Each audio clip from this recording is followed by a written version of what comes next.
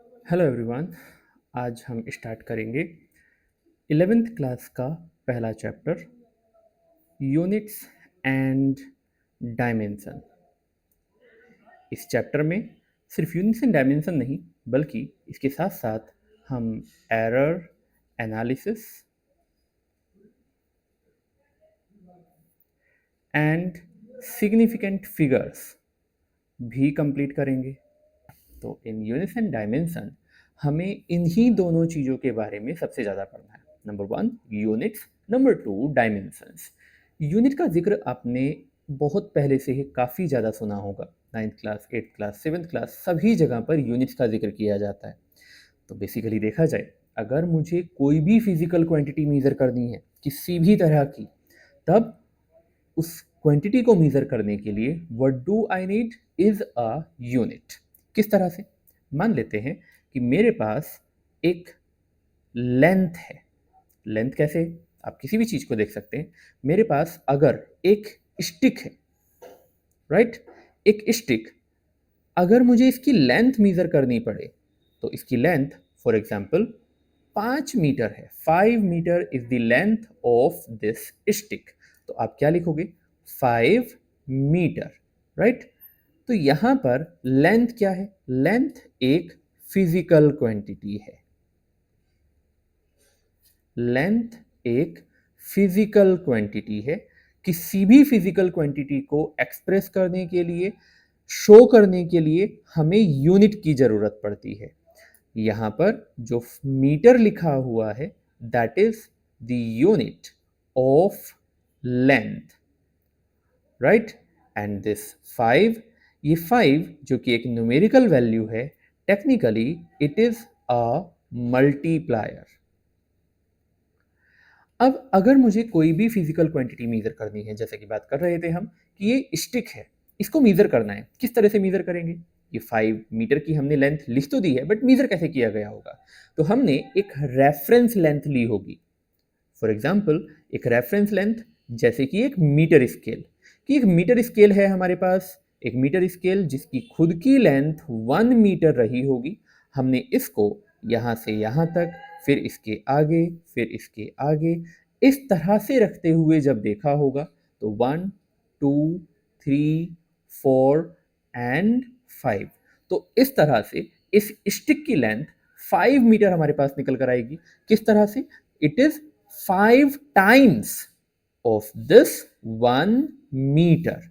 ठीक है, तो ये जो हमारे पास स्टिक है, ये स्टिक की लेंथ आपको कैसे मिली कि इट इज 5 टाइम्स, कैसे लिख सकता हूं इसको? 5 times of 1 metre. That's how we write 5 metre. अब इस 5 मीटर को कलेक्टिवली हम क्या कहते हैं? लेंथ। लेंथ क्या है? एक फिजिकल क्वांटिटी है। तो इन शॉर्ट हम क्या बात करेंगे, हम क्या कहेंगे इसके बारे में? तो सिंपल सा स्टेटमेंट दिया जा सकता है। क्या लिखेंगे हम? एक डेफिनेशन पॉइंट ऑफ व्यू अगर इसका दिया जाए तो डेफिनेशन पॉइंट ऑफ व्यू में हम लिख सकते हैं that to measure a physical quantity, a physical quantity, to measure a physical quantity we need a reference quantity to represent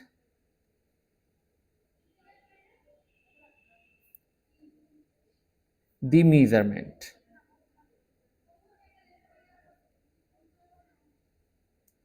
ठीक, that reference quantity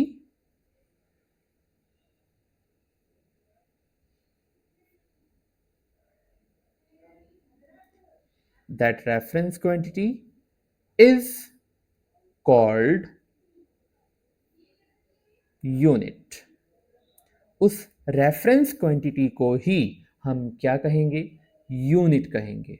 तो आप समझ सकते हो कि जितनी भी फिजिकल क्वांटिटीज हैं, चाहे वो किसी भी तरह की हो, किसी भी चीज को मेजर करने के काम आए, चाहे फिजिक्स में हो या किसी और सब्जेक्ट में, सभी मेजरमेंट्स में हमें किस चीज़ की ज़रूरत पड़ेगी? यूनिट की, राइट? यूनिट क्या है? तो यूनिट सिर्फ एक रेफरेंस क्वांटिटी है। क्या करती है वो रेफरेंस क्वांटिटी? कि उसी के बिहाफ पर, उसी के कितने मल्टीप्लिकेशन में हमारी जो फिजिकल क्वांटिटी है वो एग्जिस्ट करती है। ओके, तो जैसा कि हमने देखा कि किसी भी फिजिकल क्वांटिटी की मेजरमेंट के लिए what we need is unit. अब जो ये फिजिकल क्वांटिटीज होती हैं, कभी सोचा है कितनी फिजिकल क्वांटिटीज होंगी?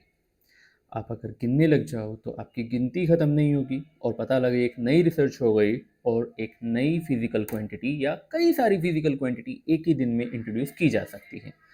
इसका मतलब फिजिकल क्वांटिटीज की कोई लिमिट तो है नहीं, इसलिए इसको दो कैटेगरीज में डिवाइड कर दिया गया है। Number one, which is called fundamental physical quantities. Fundamental physical quantities. And number two, इसके साथ हमारे पास आ जाएगा डेराइव्ड फिजिकल क्वांटिटीज।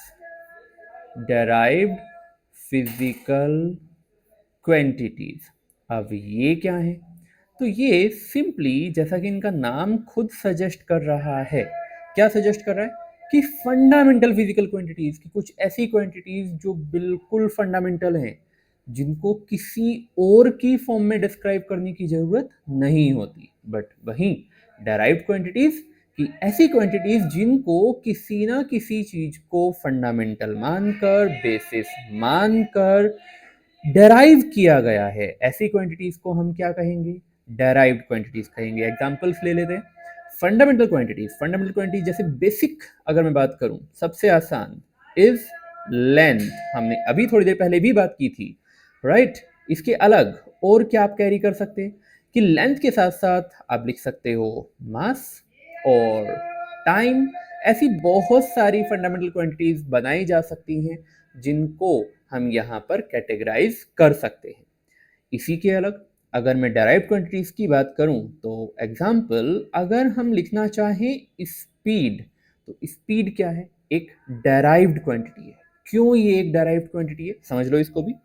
स्पीड की डेफिनेशन आपने पढ़ी होगी, distance upon time, right? Basic definition, कोई बहुत ज़्यादा हम इसमें टेक्निकल टर्म्स की बात नहीं कर रहे हैं। Basic, speed is equals to distance upon time, जो अक्सर हम 8th 9th क्लास में पढ़ते हैं।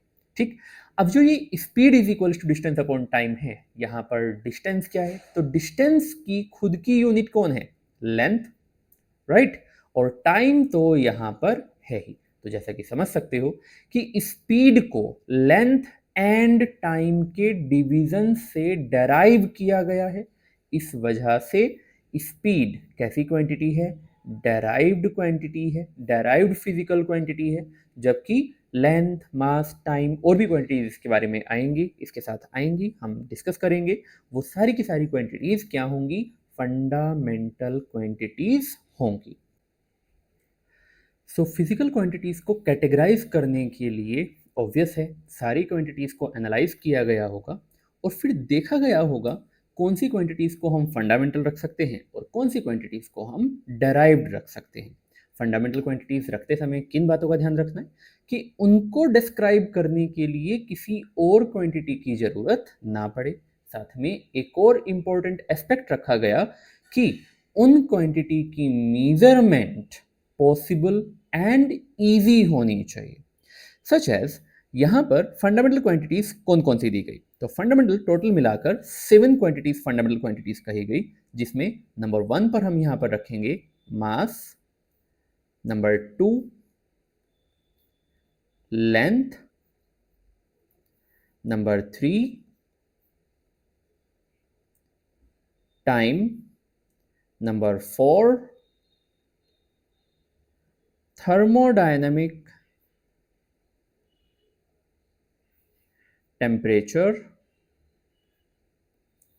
number 5 electric current,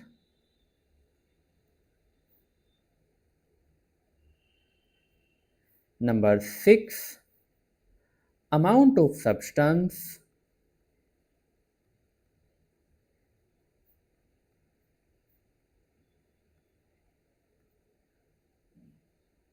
and number 7, luminous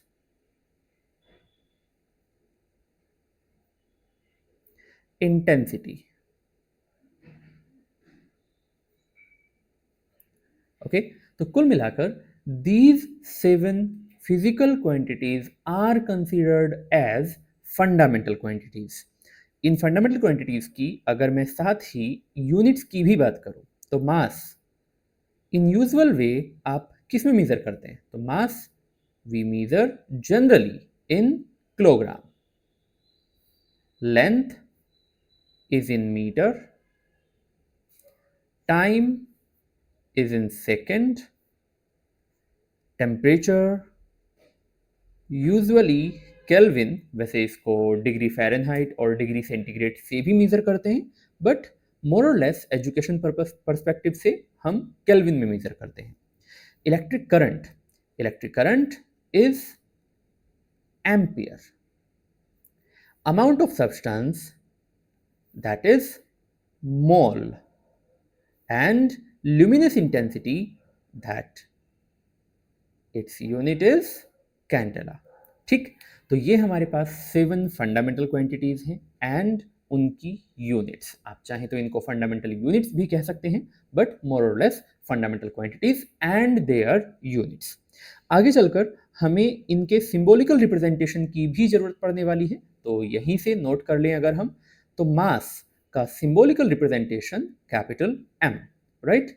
generally इनको हम ब्रैकेट्स में लिखते हैं, तो यहीं से लिख लेते हैं.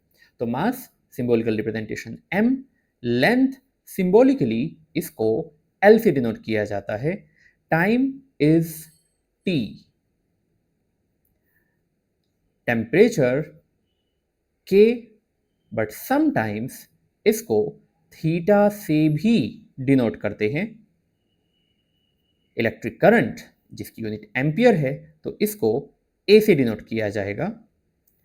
Amount of substance unit mole, तो इसको हम डिनोट करेंगे MOL, ई को ड्रॉप कर दिया जाएगा. And candela is CD, capital C and D. तो ये हमारे पास इनके सिंबॉलिकल रिप्रेजेंटेशंस भी आ गए. वैसे ल्यूमिनस इंटेंसिटी के बारे में एक बात बड़ी ही नॉर्मल सी, इसकी कोई खास आपको ज़रूरत पड़ने नहीं वाली आगे चलकर, ये बस ऐसे ही याद रखना होता है. One of the 7 fundamental quantity is luminous intensity, जिसकी यूनिट कैंडेला होती है, और इसको कैसे डिनोट करेंगे हम? CD से डिनोट किया जाएगा. So these are the 7 fundamental quantities, their units and their symbolical representations.